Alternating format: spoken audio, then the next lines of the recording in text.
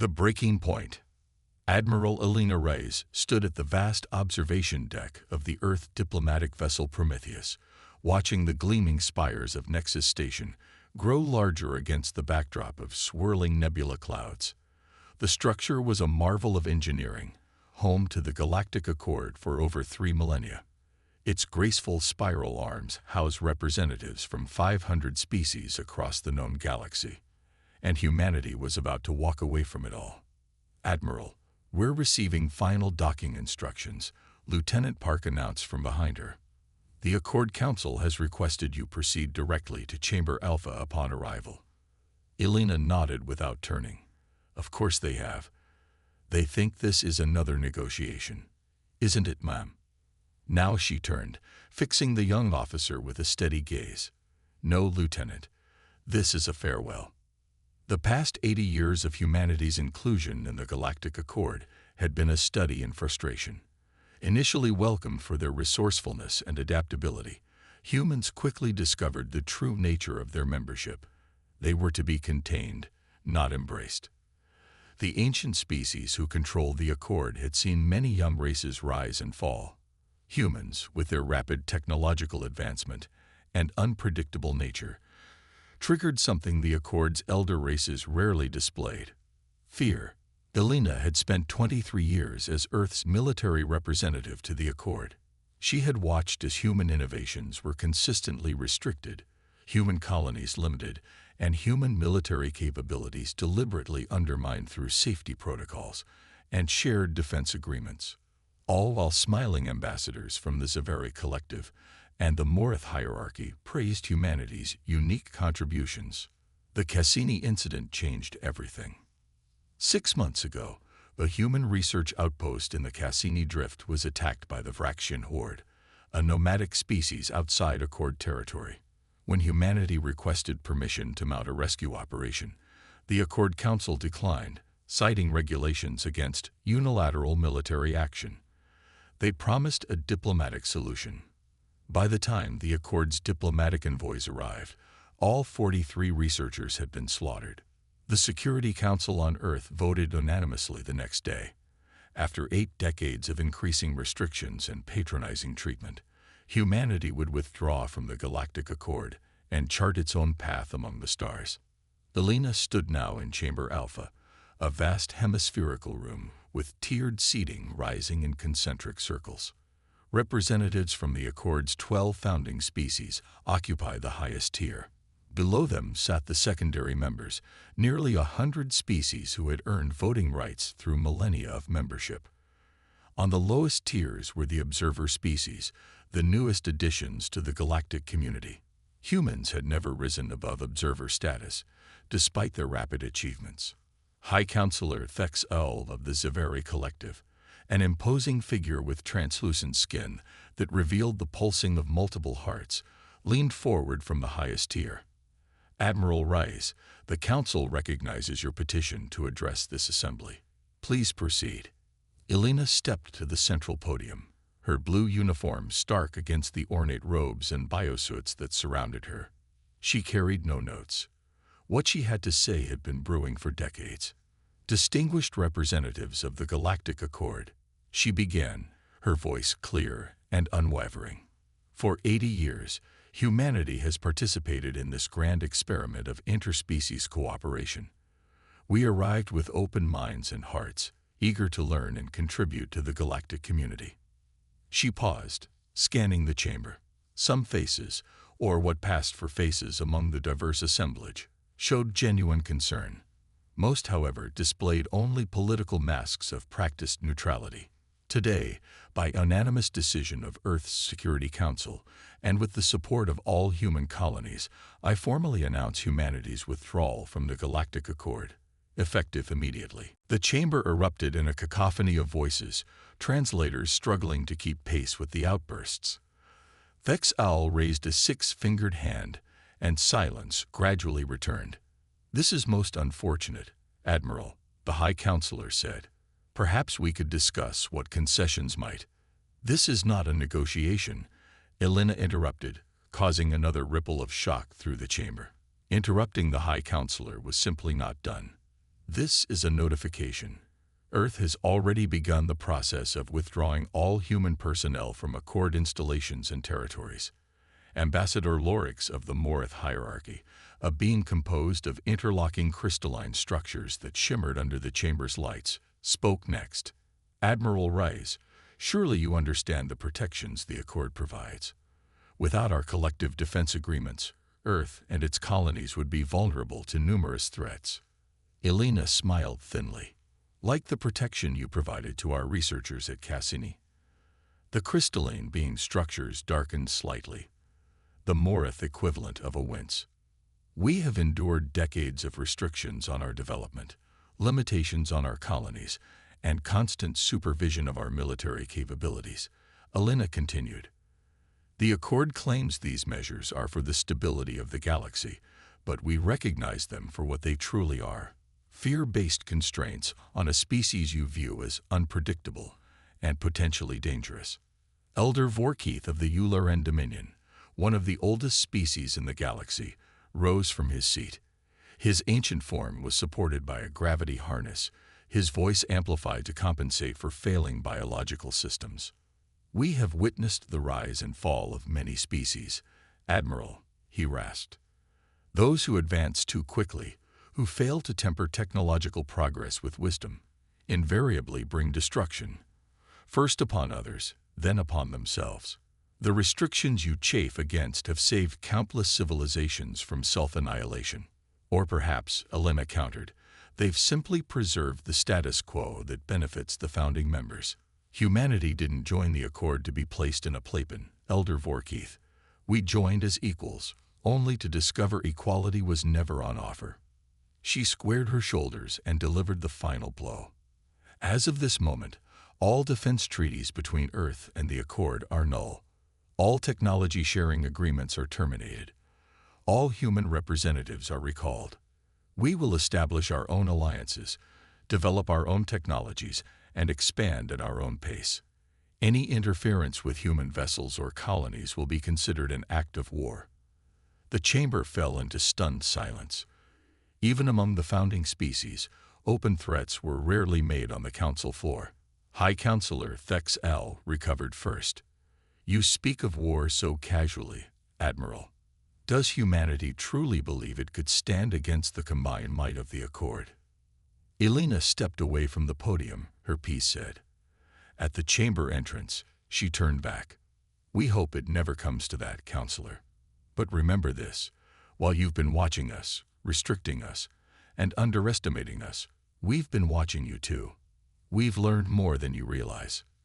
With that, she exited Chamber Alpha for the final time. As the doors closed behind her, the controlled silence of the chamber dissolved into chaos. Lieutenant Park was waiting in the corridor. Orders, Admiral. Notify all human ships and stations. Operation Exodus is now active. We're going home. As the Prometheus disengaged from Nexus Station, Elena watched the massive structure recede on the view screen. Earth had just taken a tremendous gamble. Free from Accord restrictions, humanity would finally unleash its full potential. But they would also face a galaxy of potential enemies without allies. Or so the Accord believed. What the elder races didn't know, what Elena had carefully avoided mentioning, was that humanity had been preparing for this day for decades. Deep within the Sol system, hidden in the asteroid belt, and beyond Neptune's orbit, Earth had been building. Ships unlike anything the Accord had seen. Weapons and defensive systems developed in secret, and perhaps most importantly, quiet alliances with other frustrated observer species who chafed under the Accord's restrictive hierarchy. As the Prometheus entered hyperspace, Elena allowed herself a small smile. The chains were broken. What humanity would build with its newfound freedom remained to be seen. Across Accord space, the news spread quickly. Humanity had done the unthinkable. They had walked away from the protection of the galaxy's oldest alliance. Some predicted their quick demise. Others wondered if the humans knew something they didn't. They would all find out soon enough. The Reckoning. 5 years passed since humanity's dramatic departure from the Galactic Accord. The predicted swift demise of the upstart species never materialized. Instead, human colonies expanded rapidly along the galactic western spiral arm, outside traditional Accord territory. Trade networks independent of Accord regulation flourished. Several observer species quietly established bilateral agreements with Earth, careful to maintain their Accord membership while securing advantages through human connections. The Accord Council watched with growing concern but took no direct action. Officially, they declared humanity's expansion regrettable but inconsequential to galactic stability. Privately, intelligence agencies across Accord space scrambled to understand how humans were advancing so quickly without access to the shared knowledge pool of 500 species. For Captain Soren Kaiser of the United Earth vessel Defiance, the post-Accord years had been transformative. His ship, classified as a long-range exploration vessel in official documents, was in truth one of Earth's most advanced combat ships. Today, it hung in orbit around Caltera, a mineral-rich world at the edge of what humans now call the Free Zone. "Captain, we're receiving a priority transmission from Earth Command," his communications officer reported. "Admiral Rice is requesting to speak with you directly." Soren straightened his uniform. "Put her through to my ready room." Admiral Elena Reyes appeared on his screen moments later, her expression grave. The years had added more silver to her hair, but none of the fire had left her eyes. "Captain Kaiser, what I'm about to tell you is classified at the highest level," she began without preamble. 12 hours ago, we received a direct communication from High Counselor Thex Aul of the Accord. Their deep space monitoring stations have detected a massive fleet approaching from the galactic south. Initial analysis suggests it's the Scourge. Soren felt a chill run down his spine. The Scourge were more legend than fact, a nomadic predatory species that supposedly emerged from deep space every few centuries to harvest resources and genetic material from developed worlds before retreating back into the unknown. The Accord maintained they were merely stories used to frighten young species, but humanity's own deep space probes had found evidence suggesting otherwise. "The Accord is requesting our assistance," he asked, unable to keep the surprise from his voice. "Not officially," Elena replied with a thin smile. "Officially, they're sharing intelligence of mutual concern. But reading between the lines, yes. Their deep space monitoring network is detecting energy signatures unlike anything in their records. The approaching fleet will reach Accord space in approximately 14 days. Your orders are to proceed to the coordinates I'm sending and rendezvous with an Accord vessel. They're sending Ambassador Lorix to meet with you." The Morith representative. Interesting choice. The crystalline structure of the Morith makes them excellent data analysts. Lorix was likely chosen for his ability to interpret the sensor data firsthand. Elena paused. And perhaps because he was one of the few who argued against the restrictive policies that drove us away. Soren nodded. "Rules of engagement. Share information, but reveal nothing about our true capabilities unless absolutely necessary. Earth Security Council is still debating our official response to the Accord situation." 12 hours later, the Defiance arrived at the designated coordinates, a binary star system with no habitable planets, just outside Accord space. A Morith vessel was already there, its crystalline hull reflecting the light of the twin stars in dazzling patterns. Ambassador Lorix transported aboard the Defiance, his crystalline form housed in a special environmental suit that maintained the precise temperature and pressure his species required. Captain Kaiser, the ambassador's translation device, rendered his crystalline vibrations into human speech. "Thank you for agreeing to this meeting. The circumstances are unfortunate." Soren led the ambassador to the conference room, where his senior officers waited.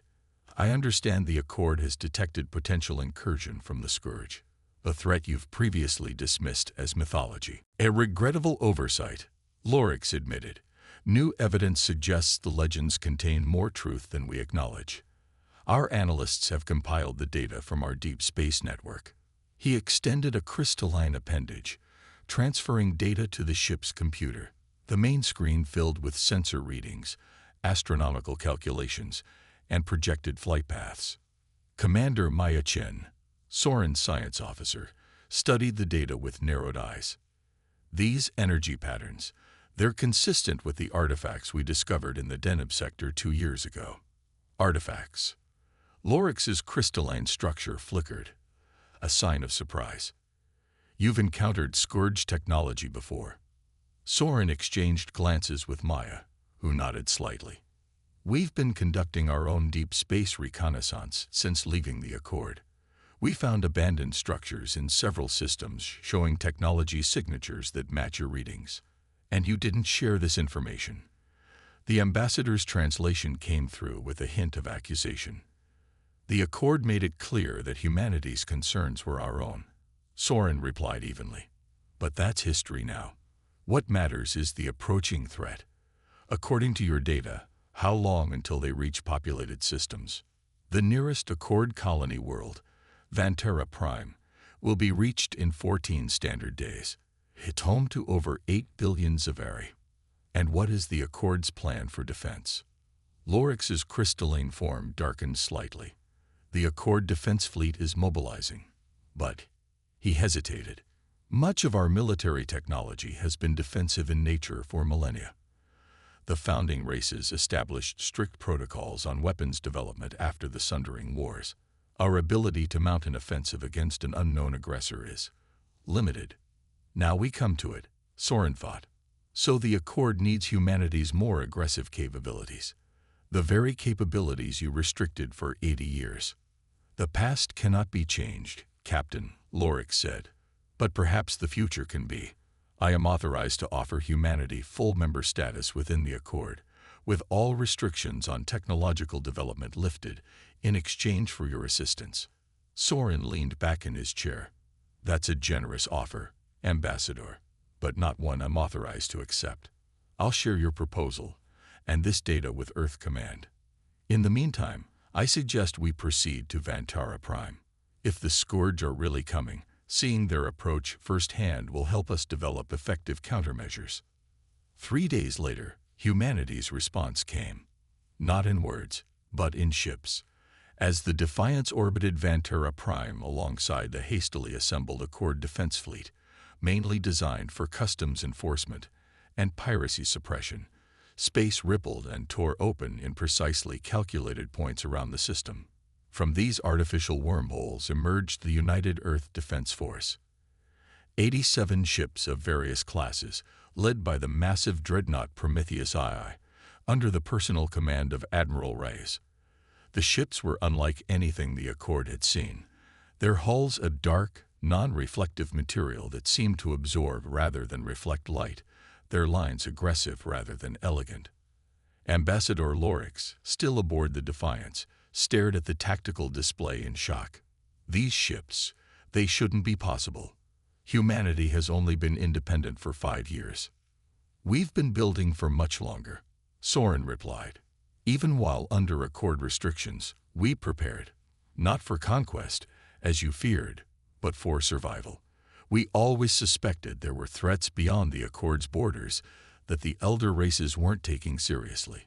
Admiral Rice's face appeared on the main screen. Captain Kaiser, Ambassador Lorix, Earth has voted unanimously to assist in the defense against the Scourge. But we do so as equals, not as returning members seeking admission. The time for that has passed. Before Lorix could respond, alarms blared across every ship in the system. The Scourge had arrived, 9 days earlier than predicted. Their ships were massive, biological-mechanical hybrids that pulsed with sickly green energy. Without communication or warning, they opened fire on the assembled fleet. The next hours were chaos. The Accord ships, despite their crew's bravery, were hopelessly outmatched. Their defensive shields, designed to withstand meteoroids and conventional weapons, failed almost instantly against the Scourge's energy weapons. Humanity's ships, however, told a different story. Their hulls absorbed and redistributed energy attacks. Their weapons, gravimetric disruptors and molecular destabilizers developed in secret, tore through the Scourge vessels with frightening efficiency. Specially designed fighter craft deployed swarms of autonomous combat drones that targeted the organic components of the Scourge ships, causing cascading system failures. From the bridge of the Defiance, Soren directed his ship through the heart of the battle, providing cover for retreating Accord vessels and targeting weak points in the Scourge formation that Maya's analysis revealed. "Captain," Maya called out, "I'm detecting a change in the Scourge fleet's energy signature. They're retreating." The tactical display confirmed it. The remaining Scourge vessels were pulling back, abandoning the attack on Vantara Prime. It was unprecedented. According to all historical accounts, the Scourge never retreated. As the immediate danger passed, Admiral Rice convened an emergency council aboard the Prometheus OI. Representatives from both the Accord and Earth gathered around a holographic display showing the battle's aftermath.